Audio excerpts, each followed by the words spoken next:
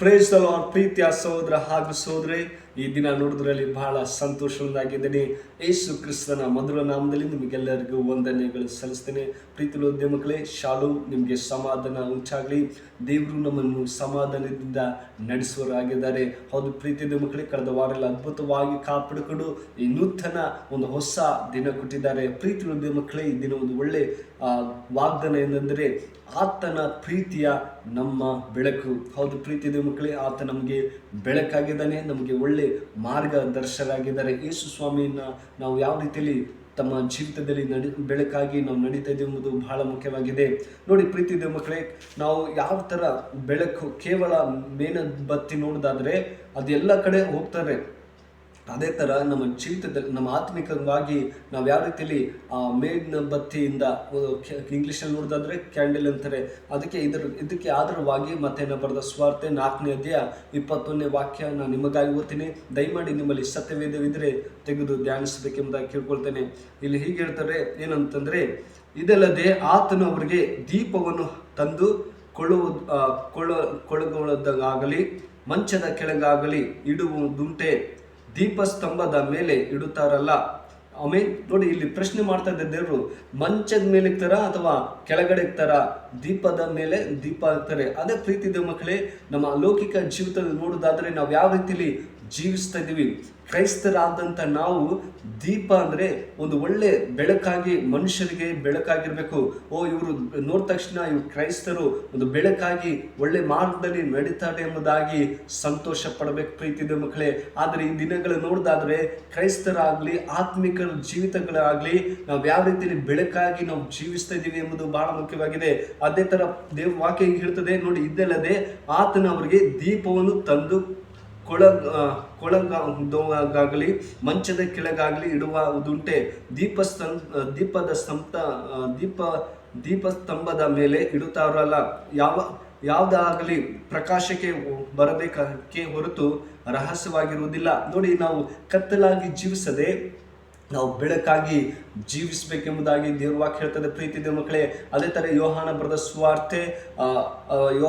ಸುವಾರ್ತೆ ನೋಡೋದಾದ್ರೆ 15ನೇ ಅಧ್ಯಾಯ 16ನೇ ವಾಕ್ಯದಲ್ಲಿ ಹೀಗೆ ಹೇಳ್ತದೆ ನೋಡಿ. 15ನೇ ಅಧ್ಯಾಯ 16ನೇ ವಾಕ್ಯದಲ್ಲಿ ಹೀಗೆ ಹೇಳ್ತದೆ, ಏನಂದ್ರೆ ನೋಡಿ, ನೀವು ನನ್ನನ್ನು ಆರಿಸಿ ತೆಗೆದುಕೊಂಡಿಲ್ಲ, ನಾನು ನಿಮ್ಮನ್ನು ಆರಿಸಿ ತೆಗೆದುಕೊಂಡೆನು. ನೀವು ಹೊರಟು ಹೋಗಿ ಫಲ ಕೊಡುವವರಾಗಿರ್ಬೇಕೆಂತಲೂ ನೀವು ಕೊಡುವ ಫಲವು ನಿಮ್ಮಂಥದ್ದಾಗಿರ್ಬೇಕಿಂತಲೂ ನಿಮ್ಮನ್ನು ನೇಮಿಸಿದ್ದೇನೆ. ಆಮೇಲೆ ದೇವರು ಹೇಳ್ತಿದ್ದಾನೆ, ನೀವು ಫಲ ಕೊಡಬೇಕು. ನಾವು ಯಾವ ರೀತಿಯಲ್ಲಿ ಫಲ ಕೊಡಬೇಕಂದ್ರೆ ನಾವು ಒಬ್ಬರಿಗೆ ಒಳ್ಳೆ ಬೆಳಕಾಗಿರ್ಬೇಕು ಪ್ರೀತಿಯ ಮಕ್ಕಳೇ. ಒಬ್ಬರ ಜೀವಿತ ಕತ್ತಲಲ್ಲಿ ಇರಬಾರ್ದು, ನಾವು ದಿನಾಲೂ ಬೆಳಕಾಗಿ ಉರಿತಾ ಇರಬೇಕೆಂಬುದೇ ದೇವ್ರ ವಾಕ್ಯವಾಗಿದೆ. ಎಷ್ಟೋ ಜನ ಕತ್ತಲಲ್ಲಿದ್ದಾರೆ, ಅಯ್ಯೋ ನಾನು ಕತ್ತಲಿಂದ ಹೇಗೆ ಹೊರಗೆ ಬರಲಿ, ಯಾರು ನನ್ನನ್ನು ಬಿಡಿಸ್ತಾರೆ ಎಂಬುದಾಗಿ ದಿನಮಾನಗಳು ಹೇಳ್ತಾರೆ.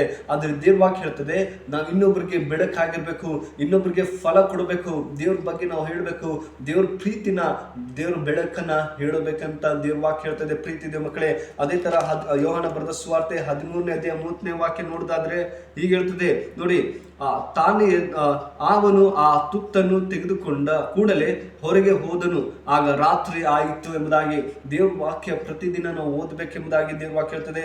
ಅದೇ ತರ ಎಫೆಸನ ಬರೆದ ಪಾಲನು ಎಫೆಸದವರಿಗೆ ಬರೆದ ಪತ್ರಿಕೆ ನೋಡೋದಾದ್ರೆ ಅಲ್ಲಿ 3ನೇ ಅಧ್ಯಾಯ 8ನೇ ವಾಕ್ಯ ಹೇಳ್ತದೆ. ಎಫೆಸದವರಿಗೆ 3ನೇ ಅಧ್ಯಾಯ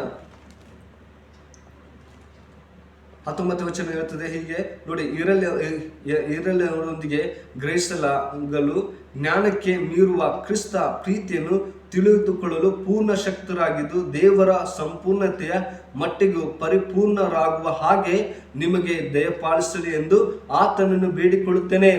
ಪಾಲ್ ಬೇಡಿಕೊಳ್ತಾನೆ, ದೇವ ಮಕ್ಕಳೇ, ನೀವು ಜ್ಞಾನವಂತರಾಗಿ ಪ್ರೀತಿಯಲ್ಲಿ ನಡೆದುಕೊಳ್ಳಬೇಕೆಂಬುದಾಗಿ ಪಾಲ್ ಬರಿತಾ ಇದ್ದೇನೆ ಎಫೆಸದಲ್ಲಿ. ಯಾವುದು ಪ್ರೀತಿಯ ಮಕ್ಕಳೇ, ನಾವು ಪ್ರೀತಿಯಲ್ಲಿ ಕೂಡ ನಾವು ಜ್ಞಾನದಲ್ಲಿ ನಡಿಬೇಕೆಂಬುದಾಗಿ ದೇವ್ರ ವಾಕ್ಯ ಹೇಳ್ತದೆ.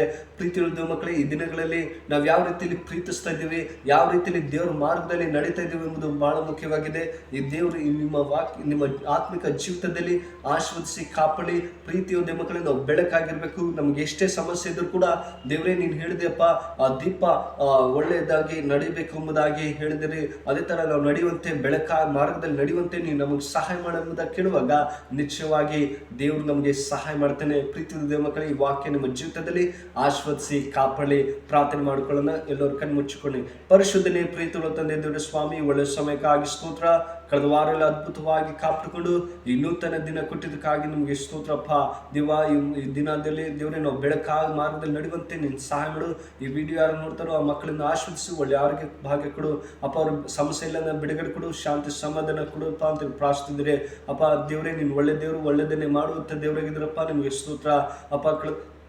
ಅವ್ರು ಯಾವುದೇ ಸಮಸ್ಯೆಯಲ್ಲಿ, ಕಷ್ಟದಲ್ಲಿ, ಎಲ್ಲದರಲ್ಲಿ ಬಿಡುಗಡೆ ಕೊಟ್ಟು ಶಾಂತಿ ಸಮಾಧಿಯಿಂದ ನಡೆಸಬೇಕಪ್ಪ ಅಂತ ಪ್ರಾರ್ಥಿಸಿದ್ರೆ ಅಪ್ಪ. ನೀನು ಒಳ್ಳೆ ದೇವರು, ನಿಮ್ಮ ಒಳ್ಳೆ ಮಾರ್ಗದಲ್ಲಿ ನಡೆಯುವಂತೆ ನೀನು ಸಹಾಯ ಮಾಡು. ನಾವು ಕತ್ತಲ ಜೀವಿತ ಬಿಟ್ಟು ಬೆಳಕಲ್ಲಿ ನಡೆಯುವಂತೆ ನೀನು ಸಹಾಯ ಮಾಡಬೇಕೆಂದು ಈ ಚಿಕ್ಕ ಪ್ರಾರ್ಥನೆ ಕೇಳಿದಂತೆ ಯೇಸು ಕ್ರಿಸ್ತನಲ್ಲಿ ಬೇಡ್ತಾನೆ ಜೀವ ತಂದೆ. ಆಮೇನ್. ಮೈ ಗಾಡ್ ಬ್ಲೆಸ್ ಯು.